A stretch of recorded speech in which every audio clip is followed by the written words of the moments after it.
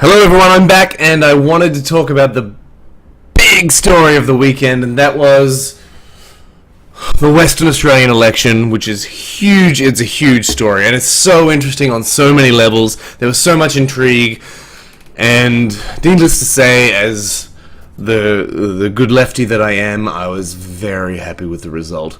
Labor had a massive swing towards them. They gain control, they have power, Mark McGowan is the new Premier, and the Greens will hold the balance of power in the upper house. So basically this is an ideal scenario for a progressive. Let's kind of hope the Greens having the balance of power doesn't backfire, just like it did when they opposed the emissions trading scheme and pretty much torpedoed Kevin Rudd's prime ministership. But bygones be bygones there, I suppose. Regardless, that's a tangent. This is great news. Let's just bring up some graphics, huh? Make this a little bit more interesting to look at. Bam! Projected 40 seats for ALP, projected 19 seats for LNP. Is that other zero? Must be the lower house. This is a huge result, and let's talk about the big stories. So the big stories going into this were: will the the ALP have enough of a swing to gain power? Yes! They had a huge swing, the largest ever swing against an incumbent party in an Australian election. The other big stories: One Nation. How will One Nation perform at this election? They were polling very well, 15%. They've been gaining in momentum around Australia. Pauline Hanson has been all over the news. Her senators have been all over the news. There's been so much controversy. The rise of the nationalist, quasi-fascist far right has been occurring all over the world. It's a global movement. They're going to take over the Senate. They're going to have the balance of power in Western Australia. What is going to happen? Oh, they were wiped out. Wiped out. Well, wiped out isn't right. Decimated is probably a much more accurate term. They went from 15% in the polls, I think, 13% in the polls, so they were up as high as 18%, I believe, according to some people's predictions. Look at this, 4.7, down to 5% in the polls. They're going to pick up 2 seats in the upper house, I think. This is an absolute disaster for One Nation. This is huge. So, what can we even say about them? So basically now they're going to be relegated to their stronghold in Queensland. This was their first foray into the rest of Australia, really. And everyone was thinking, what's going to happen to this One Nation phenomenon? It seems to be unstoppable. And they hit a brick wall. Once they leave Queensland, they seem to have hit a brick wall. I'm hearing rumblings that they have a big following in Victoria. Victoria is the lefty capital of Australia. Melbourne, especially, is the lefty, hippie, hipster, alternative socialist capital of Australia.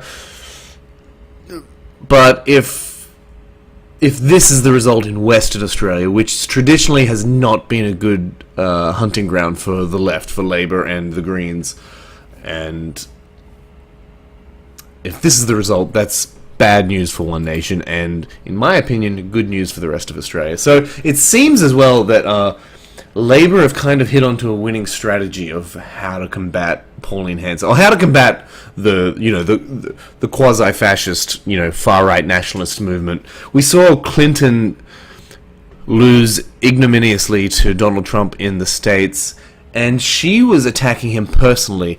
There's studies out there showing what percentage of her ad campaigns were dedicated towards personal attacks on Trump, and it was record percentage. She was attacking him personally, calling him misogynist, racist. It's going to start World War III, hyperbole, and people just don't buy it. People don't like those things. But if you attack them on their policy, and if you talk about the real-world consequences of the policy, that you can't get that backlash that cauterizes the far right. Oh, the media is against us. The liberal media is against us. Oh, they think we're all misogynists. They think we're all racists. Oh, political correctness. Everything is against us. And it just cauterizes the right and makes them stronger and helps it to snowball, and then people in the center are like, oh, they're against them. There is a bias. Maybe it is fake news. But if you attack them on their policy, you point out what wonks they are, denying anti-vax, denying climate change, just absolute craziness, and you talk about the real world impact of what it's like to elect these people, I think it's a winning formula, and I think it's what we need to do globally, because these are real people as well. Most of them are people that you'd get along with if you talk to them, and they're lovely, charming people. I've met and I've debated a lot of people who support these movements, and they're just regular people with real concerns. So to just call them all crazy or deplorables, or they're all racist, or they're all misogynist, those might be elements, but you've got to actually deal with the issues. You've got to take their concerns seriously, because they are a part of the electorate, and that's what democracy is supposed to do. So, just great news. Let me just check my notes. What else did I want to talk about here? Oh, okay, so the last big story. Okay, well, this is a post-election story, but why? Why did this happen? I missed my opportunity to bring up my Pauline graphic here. Let me just bring that up. Because I feel a little bit... I almost feel sorry for her. Oh, poor Pauline. Poor Pauline. Are you going to be okay? So the question now is, why did Pauline Hanson's One Nation party get wiped out? And why... Well, I already addressed that, but why particularly did the Liberal Party get wiped out? Bring up a little bit here. There's some theories going around. People are really focusing on the One Nation deal. Liberal Party made a preference deal with One Nation. One Nation made a preference deal with Liberal Party, and they both think it hurt each other. The other one is Colin Barnett should have been toppled. So he faced a leadership spill last year, which he narrowly survived, and people are saying, oh, if we had a different leader, it'd be a different outcome. I mean, this, okay, if you're trying to claim that this is, they would have won, they would have retained power had they not made the One Nation deal, or had they had a better leader, you're living in a fantasy land. If you're saying these are contributing factors, they exacerbated the real problem, then I think we can have a serious conversation, because those, I mean, they're exacerbant factors. They absolutely contributed. But what is the real reason why the Liberal Party has been tanking nationwide? And Malcolm Turnbull faces the same problem. He's a poor leader. He's really showing a lack of leadership, and he's flirting with One Nation. But those aren't the reason he's tanking. The 2016 election was a massive swing. They just retained power.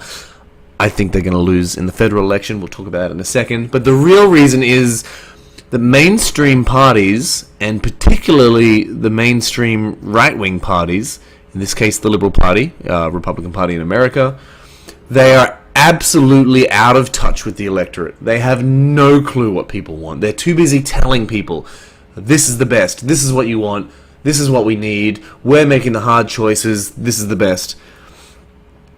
And it's getting to the point where people don't believe it anymore. People aren't believing these things. Wages are stagnating in Australia. The income and wealth gap is there's a greater disparity. It's attenuating now.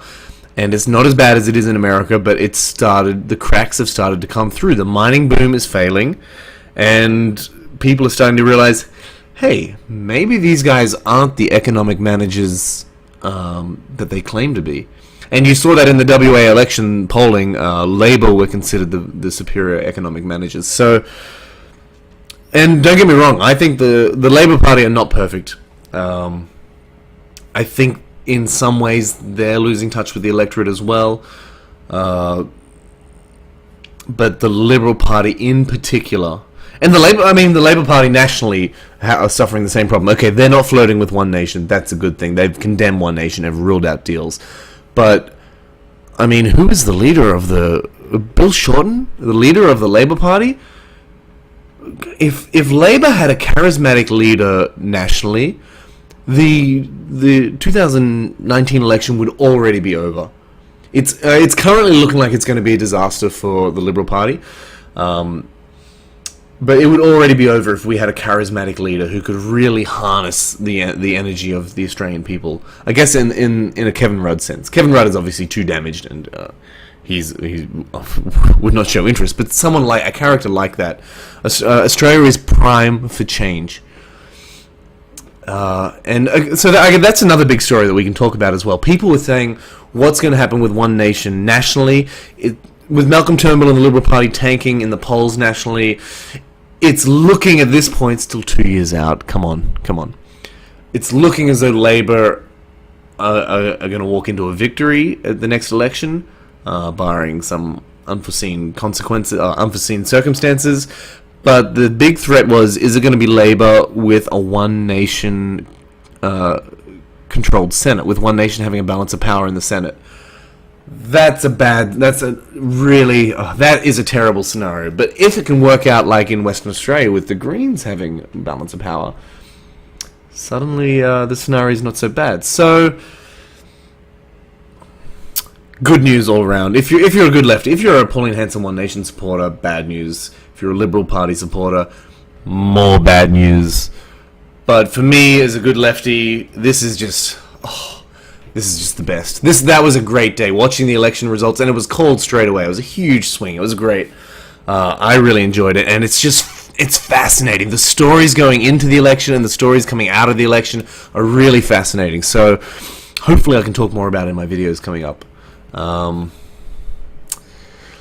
And with Malcolm Turnbull, I'll post a link down below, refusing to rule out a deal with One Nation nationally for the federal election. Yeah. Comment down below. Subscribe. Thank you.